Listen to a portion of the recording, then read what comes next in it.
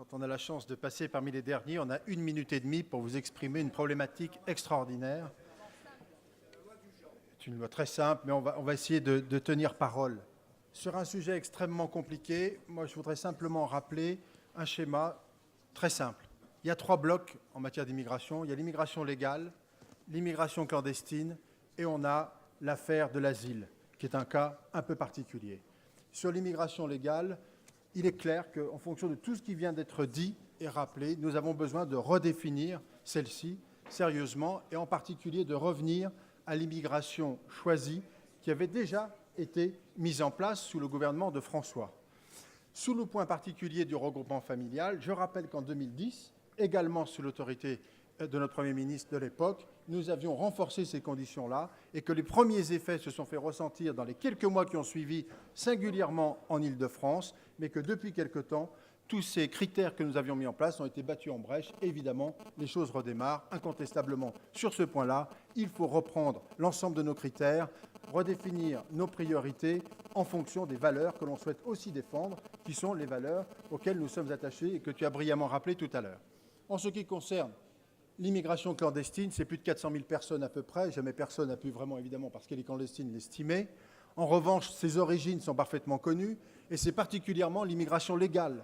Et le visa touriste constitue le véhicule premier de l'immigration clandestine sur notre territoire. On rentre avec un visa touriste et on ne repart jamais, aussi parce qu'en particulier, on n'est pas très bon pour contrôler les départs, enfin plutôt exactement les retours.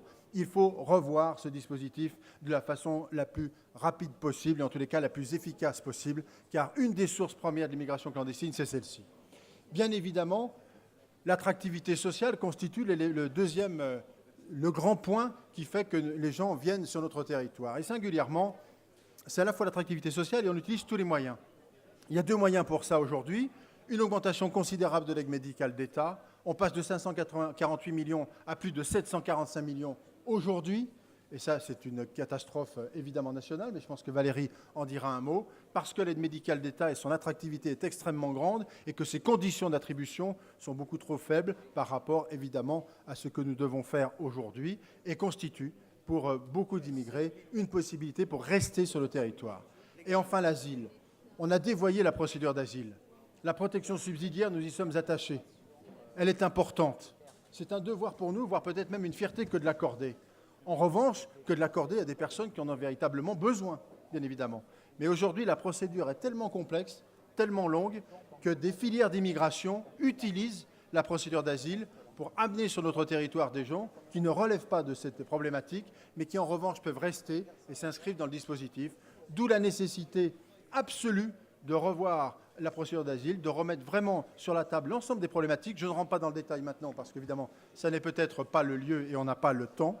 Mais si on est capable de traiter un dossier d'asile, grosso modo, si on veut être raisonnable, dans un délai de 9 mois, on aura déjà là tari la source d'une immigration clandestine certaine. Merci. Merci François Noël.